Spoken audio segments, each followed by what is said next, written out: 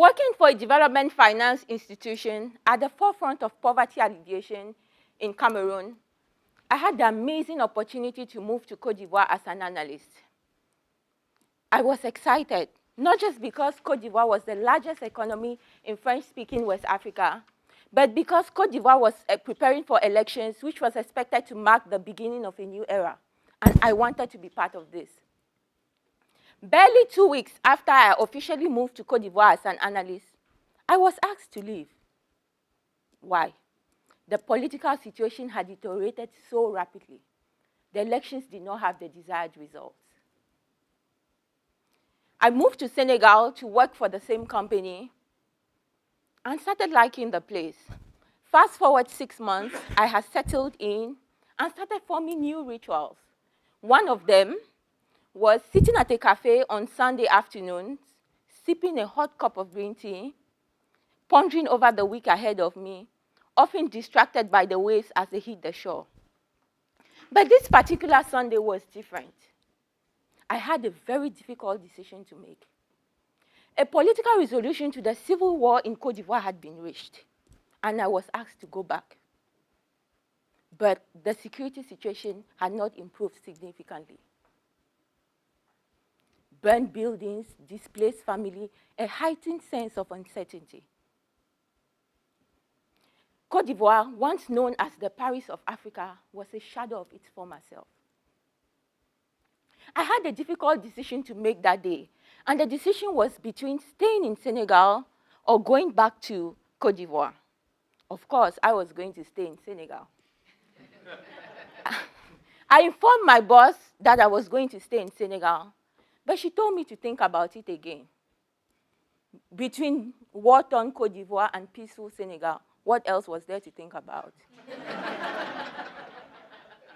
But then, given I had more time in my hands to think about it, this forced me to look at the situation differently. I had spent all my time focusing on the advantages of staying in Senegal and the disadvantages of going back to Côte d'Ivoire. I had not even bothered to look at the advantages of staying in Côte d'Ivoire and the disadvantages of staying in Senegal. Oftentimes in life, we miss the beauty in the unattractive because we spend so much time focusing on the attractive option.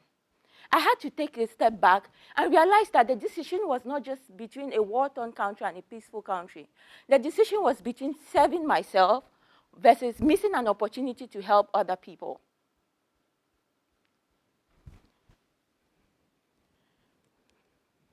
There is an important variable in decision-making that we oftentimes miss because we do not look underneath the surface. And this important variable is staying true to who we are, authenticity. The degree to which one is aligned with one's own personality, character, despite all the external pressures, defines authenticity.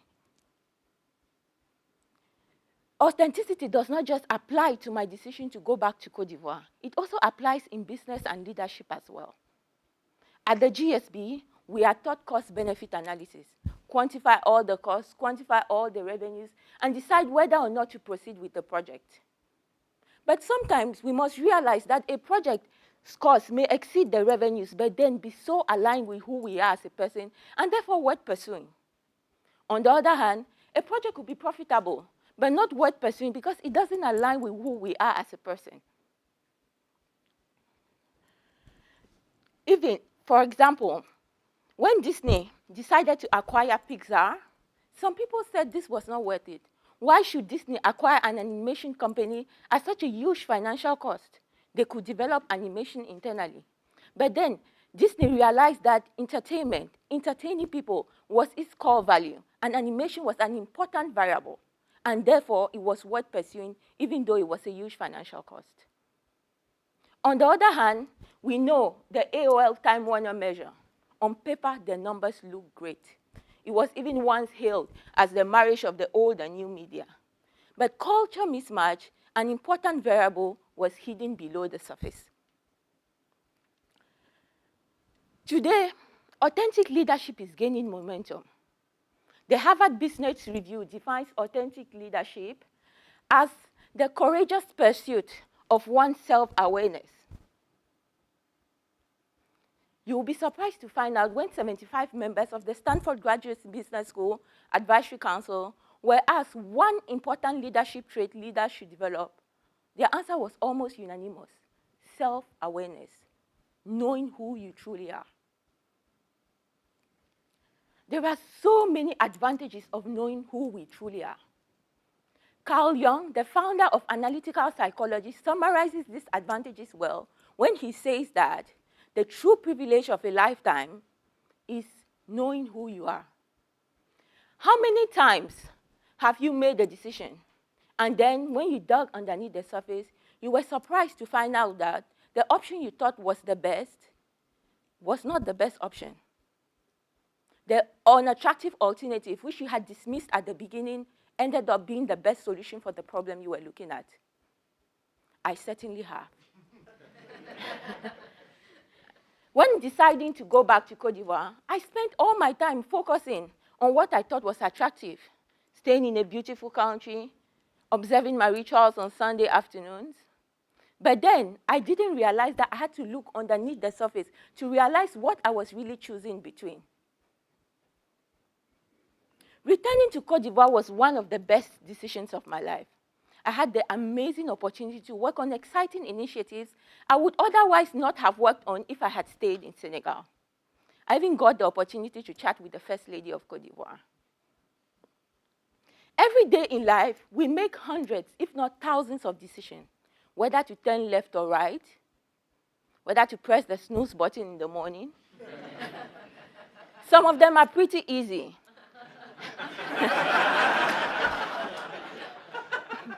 But then, once in a while, life throws very difficult decisions at us, which can change the course of our lives, our careers, or even our businesses, as it was the case for me a few years ago. I want to encourage all of us to look at all the options we have before us equally, even those we think are unattractive and even impossible. We would find the beauty in the unattractive we would otherwise have missed. The next time you do a cost-benefit analysis of a situation, remember it is only part of the picture. Do not underestimate the power that thorough evaluation of all the alternatives would have in your success. Thank you.